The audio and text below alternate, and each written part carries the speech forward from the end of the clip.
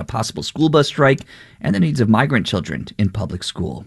Join us for Morning Edition tomorrow here on WNYC. More All Things Considered at 7 o'clock.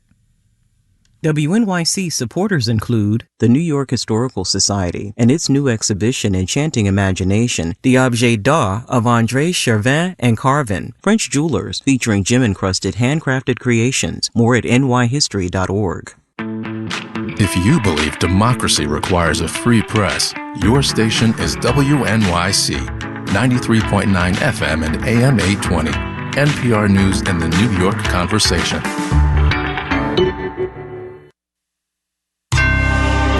Marketplace is supported by Charles Schwab.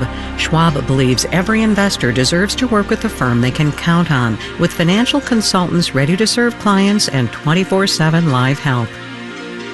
Consider for a moment the U.S. dollar. That is our economic indicator of choice today from American Public Media. This is Marketplace.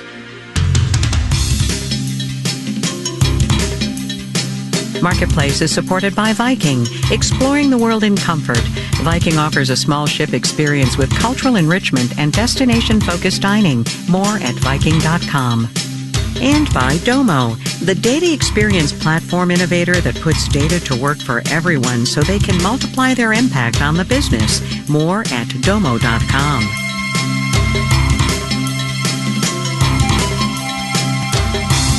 In Los Angeles, I'm Kai Rizdal. It is Wednesday today, the 6th of September. Good as always to have you along, everybody. The dollar, a greenback, one simoleon, a buck.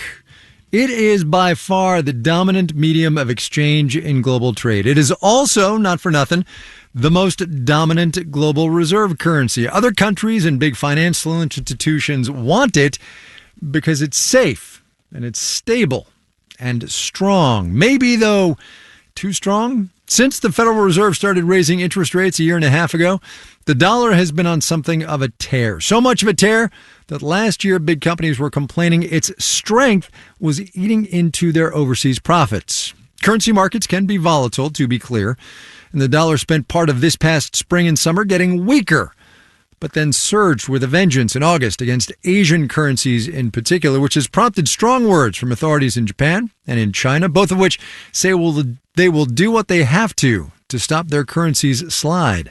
Marketplace's Stephanie Hughes is on the overseas dollar desk today. If you're outside the U.S., there is basically one upside to a strong dollar. Gian Maria Milese Ferretti of Brookings says U.S. consumers and companies have money that goes farther, so they can buy more of what you're selling.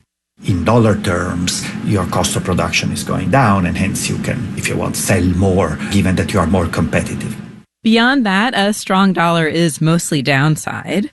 Start with the fact that many governments and companies borrow in U.S. dollars. Ishwar Prasad is a professor of economics at Cornell. The value of their debt in terms of their domestic currencies has gone up, the debt servicing costs have gone up, and usually when the dollar strengthens, it makes it much harder to get new loans in dollar terms. Also, a stronger dollar makes it harder for countries to keep investments local. Rising interest rates have made parking money in the U.S. particularly attractive.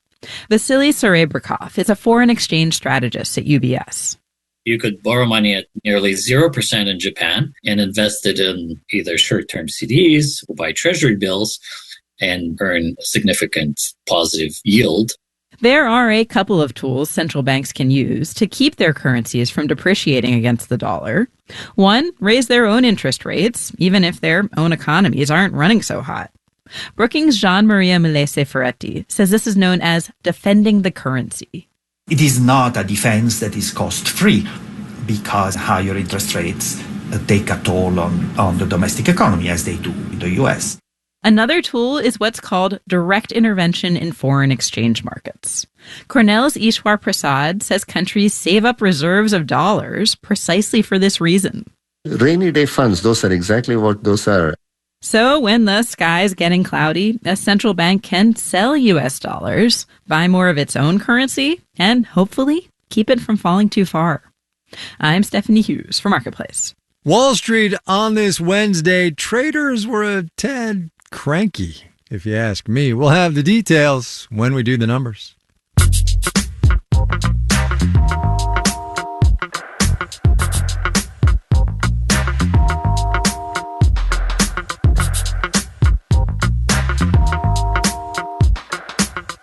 Speaking of dollars, as we were, new rules from the Federal Deposit Insurance Corporation last week would oblige banks with more than 100 billion of them to keep more cash on hand just in case things go south. Not unthinkable, given the regional banking crisis we had this past spring. So we got a banker we know on the phone to talk about the current state of things in American banking. Lori Stewart is the CEO and president of Sound Community Bank up in Seattle. Lori, it is great to talk to you again. So nice to talk to you, Kai. So it's been 6 months or so. Last time we chatted was after the Michigas in March with the regional banks. And you, at that point, were kind of positive. Actually, you were really positive. You were pretty upbeat. And I wonder how you are now 6 months later. Well, I'm probably not as upbeat as I was 6 months ago. The industry's resilient. Capital levels are good.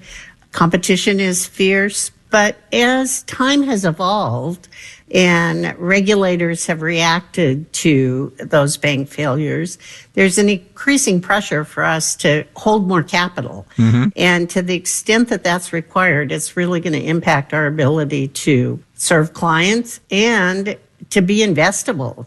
For publicly traded banks, we have an obligation, obviously, to our clients, but also to our shareholders. And it's harder to reward shareholders if you've got to hold more capital. I want to get back to the whole investable thing and what that means for you sort of in the marketplace, as it were. Sure. But can you help a layperson understand why you hanging on to more capital makes it tougher for you to do your job, as it were? Well, let's do just some basic math. If you're a $500 million bank and you have a 10% capital level, that's $50 million. And if you earn kind of 1% on assets, which is a pretty good number for banks, you're earning about $5 million a year. But let's say the regulators say you have to hold 12% capital. Now you got to make $5 million for 3 more years before you can pay dividends, buy back shares. So it's hard to reward shareholders if you have to hang on to more capital. I always look at it as, a three-legged stool. We've got shareholders, we've got clients, we've got communities. And if we want to serve our communities, we have to keep growing the bank so we can do more lending. But that's hard to do if we have to keep more capital. I'm going to go to the layperson well one more time, and I'm going to ask it this way. People will hear this, and they will hear you, a woman with a reputation in the industry. You used to be the head of the ABA and all kinds of stuff. You've been doing this for a very long time, and our audience knows you. If you say you're not feeling great about things, what's a person to think who really doesn't want to think about banks? We just want to put our money in and get it when we need it. Okay, this is what that person should think. So there'll be little, small, family-owned banks, and then there'll be more bigger regional banks. What I'm worried about is that middle of the road. Will there be banks that you can put your money in and feel really safe about? Of course. Will there be banks where you can get loans? Of course. But community banks have traditionally made the unique loan, done the unique transaction. And as you get bigger, in order to get through this cycle, you're not going to be as creative a lender because it's not scalable. And so as community banks continue to consolidate, they become bigger regionals, our communities will suffer.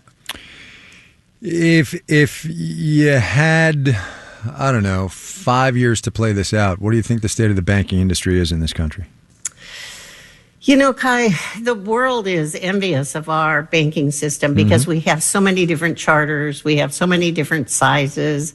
There's kind of a bank for everyone and every need, whether you're a great big company or you're the small hardware store down the street. I think when I talk to institutional investors like I did this summer, I think there will be fewer banks. And I think that has an impact on our communities. I think it'll be tougher in rural communities, and I think creative kinds of lending and the way to work with business and consumers to help them make their financial dreams come true will be tougher if this push for capital continues. Lori Stewart is the president, also the CEO of Sound Community Bank up in Seattle. Lori, thanks a lot. That turned out to be more depressing than I thought it was going to be. Well, I don't want you to be depressed. All right. You know, we're still strong industry, so, and I still have a good attitude. Fair enough. Thanks, Lori. We'll talk to you soon. All right, God. Bye-bye. Thanks. Bye.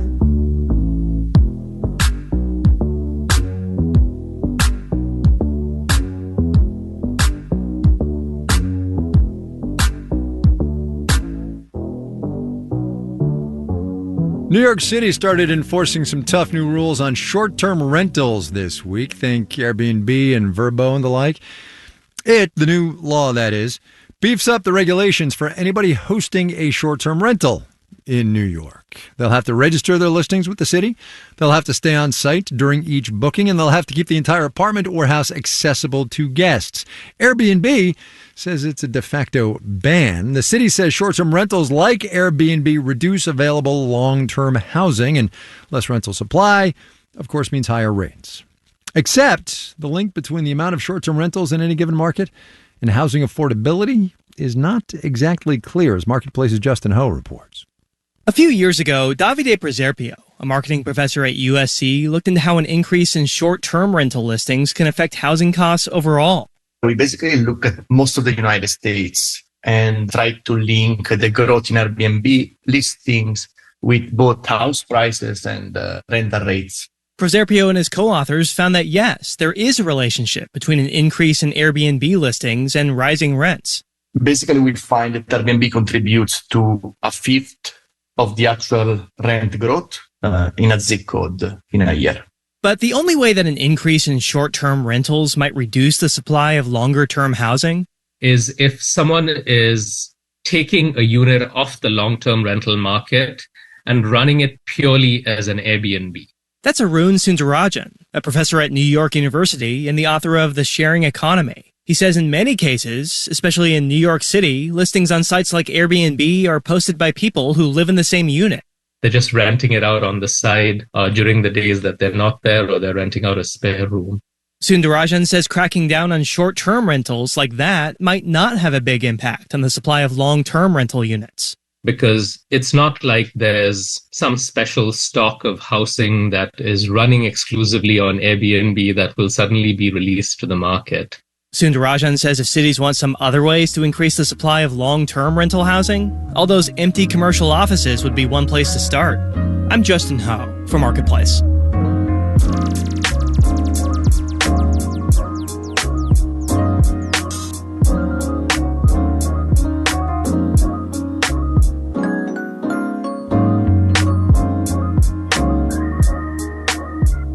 Coming up.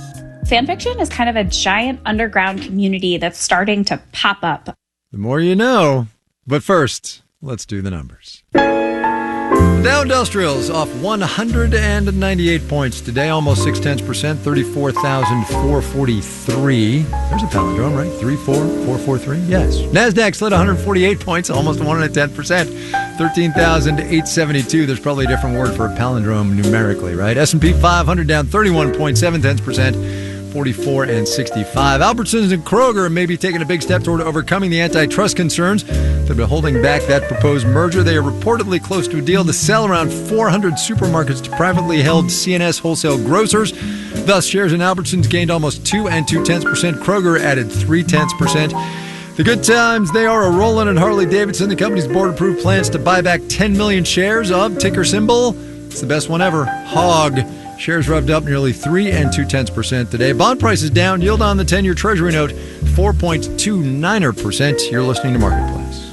Marketplace is supported by Amazon Business. From small business to big enterprise and everything in between, Amazon Business helps simplify the supplies buying process. Amazon Business, your partner for smart business buying. And by C3 AI. C3 Generative AI provides ChatGPT enterprise search that is verifiable, secure, and accurate across all enterprise data. Learn more at c3.ai. This is Enterprise AI. And by the Peter G. Peterson Foundation, a nonpartisan organization dedicated to raising awareness and accelerating action on America's fiscal challenges to build a brighter economic future for the next generation. Learn more at pgpf.org.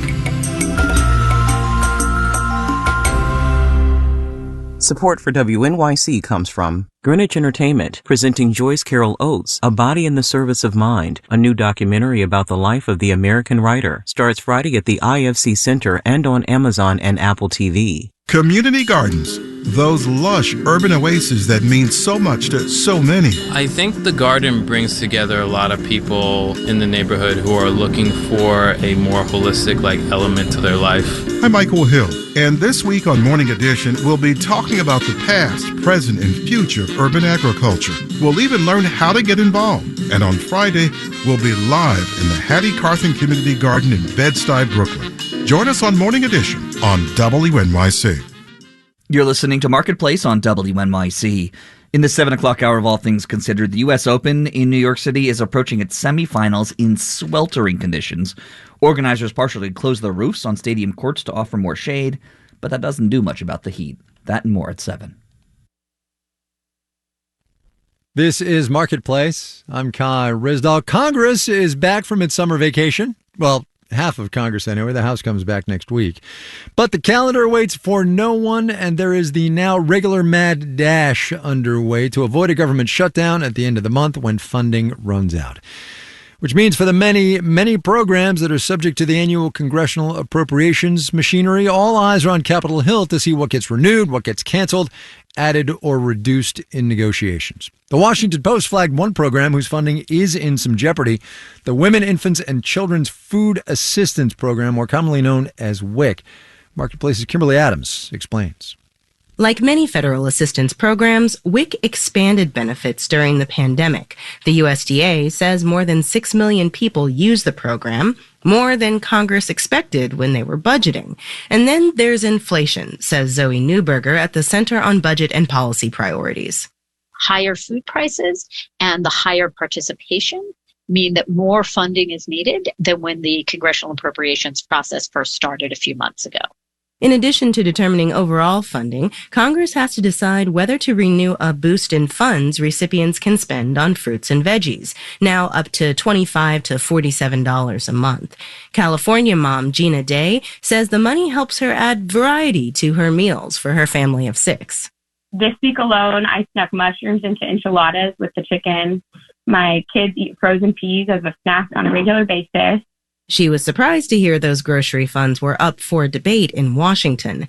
The White House is asking Congress for more money for the WIC program, but one bill in the House would reduce WIC funds. Kate Franken is the board chair of the nonprofit National WIC Association and runs Minnesota's WIC program, where they're worried enough about funding to start dusting off decades-old contingency plans.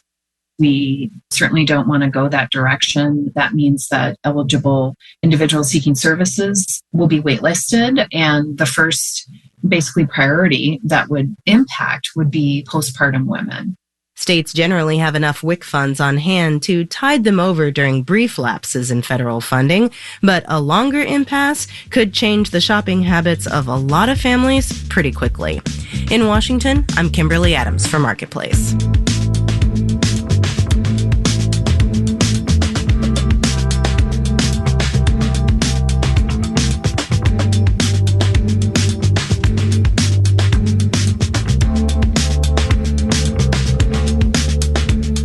Art and community go together pretty well conceptually, but what about when you add money into that mix? Being an art gallery and a Black community space that is trying to preserve an historic neighborhood means finding new ways to stay in business. Here's today's installment of our series, My Economy. My name is Elizabeth Johnson, and I'm one of 4 co-founders of Wanawari, which is a Black art center in Seattle's Central District, which is our historically African-American neighborhood. So me, Inye Wakoma, Jill Friedberg, and Rachel Kessler had been working together on another project in the Central District. all of us have different histories that intersect in the neighborhood. And Inye, at one point, his grandparents had 6 homes in the Central District. And due to the economic pressures that a lot of people face, they had to sell 4 of those homes. So the last 2 homes is one where his grandmother was living before she passed away in 2020, and the house that Wanawari is in. We decided to, as an experiment, an artistic experiment, to rent it as a way of like financially securing the family to be able to keep the home and then giving it back to the Black community as an arts and cultural center. A typical day is definitely working with our exhibition artists on what I would like to show of their work, getting them ready for their exhibition. And then we have a lot of events that go on. Last weekend, for instance, we had local dancers and dancers from out of town do a dance performance. So like I was putting up canopies and tables and chairs and, you know, all this type of stuff. But yeah, every day is different depending on what's going on. So we operate as an LLC with a fiscal sponsorship. We're interested in the flexibility of running as a business, but obviously like we get tax deductible donations and we also get a lot of grants, foundation grants and government grants. I bring this up because the nonprofit system has not served Black and brown people very well. And I think that we're interested in how can we serve the community in ways that they need, but also funnel money into the organization. I think just personally for us, rapid response is really critical, right? So we have people in our community that need food or they're experiencing some type of insecurity. I'm able to be like, hey, why don't you clean up the backyard, right? And we'll pay you, right, as a job. And that's why we like this structure, because we're able to kind of be nimble. We believe in the African idea of like collective economics. We can't just think about ourselves. And so how can we not only share, but also build together?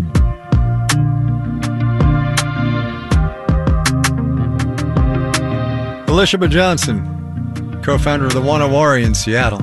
We want to hear the story of your economy, wherever you are, whatever you do. So get in touch with us, would you? Marketplace.org/myeconomy.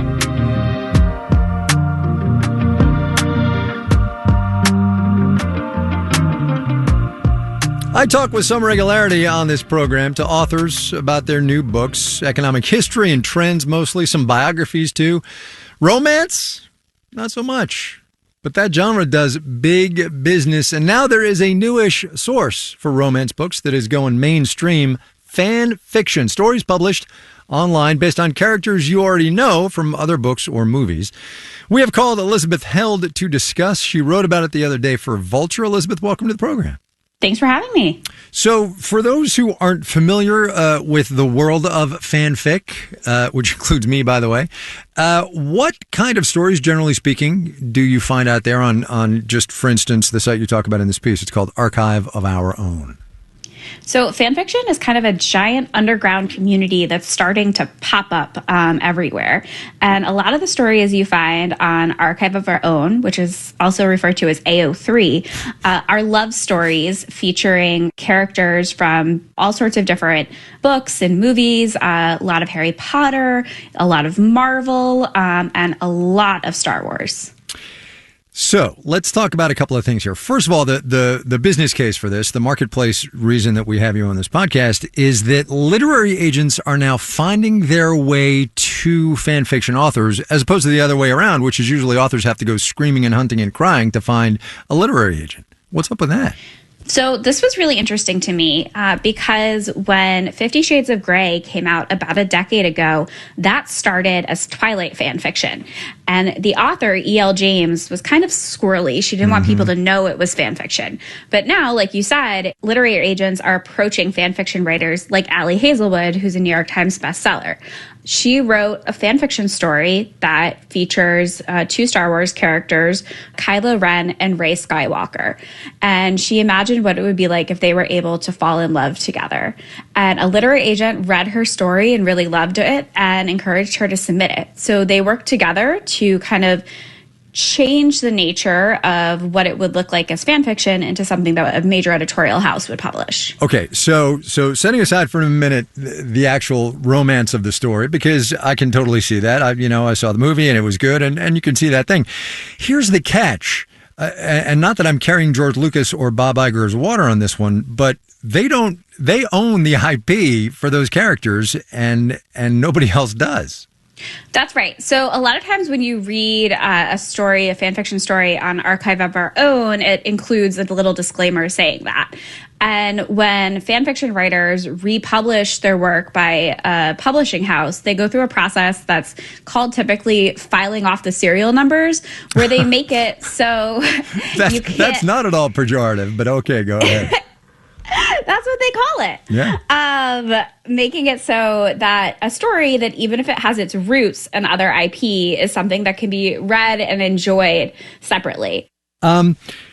Publishers, instead of now having to find and develop and source all these authors, these authors now are kind of being handed to them on the proverbial silver platter.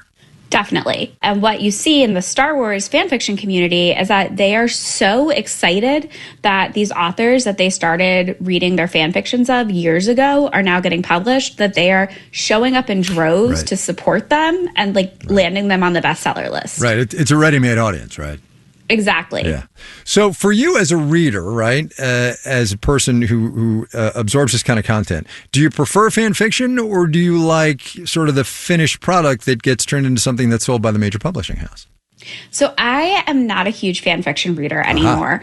Anymore. Yeah. So I, in my teens, read a lot of Harry Potter fan fiction, but have kind of grown out of that recently. I think there just hasn't been a story that has captured me enough. That said, I just find this trend really fascinating and have been watching it from afar for a while. And of course now it's getting commercialized, right? Yes. Yeah. Elizabeth Held, she's a writer in Washington, D.C., most recently in Vulture, about fan fiction. It's called From Friends to Lovers, the fanfic to romance pipeline goes mainstream. Oh, wait, there's one more thing I want to ask you. Is it all romance novels? I mean, are there no good westerns in there, or science fiction or anything like that? It's mostly right now playing out in romance, but I wouldn't be totally surprised if we started seeing it spread to other places. Right. Elizabeth, thanks a lot. I appreciate your time. Thank you.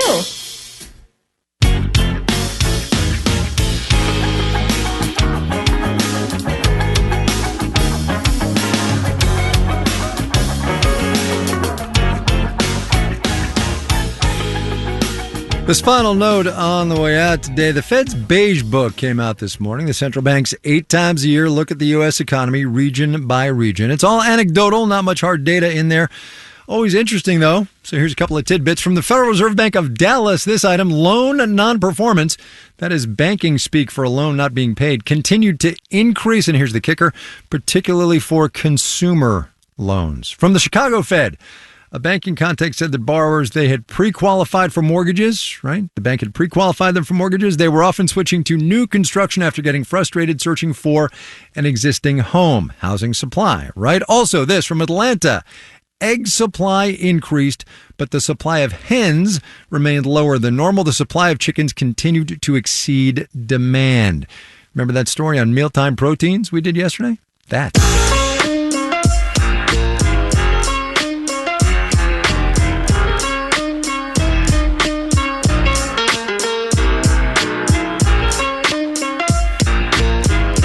Marketplace is supported by Amazon Business, helping provide a smarter, easier way to get the supplies businesses need to thrive. Amazon Business, your partner for smart business buying. And by Odoo, focused on providing all-in-one open-source business management software with fully integrated applications for every business need. More at odoo.com. All right, we're going real quick. Here's your moment of economic context. Another note for the U.S. economy is doing better than most of the rest of the world file. Inflation over in the European Union last month, 5.3% year on year. Media production here, Brian Allison, Jake Cherry, Justin Dueller, Drew Josdat, Gary O'Keefe, Jeff Peters, Charlton Thorpe, Juan Carlos Dorado, and Becca Weinman. Boy, that's a lot in a little bit of time. I'm Kai Risdall. We will see you tomorrow, everybody. This is APM. WNYC is supported by Starkmont Financial, providing accounting professionals for entertainment and healthcare companies. Additional information at starkmontfinancial.com. You're listening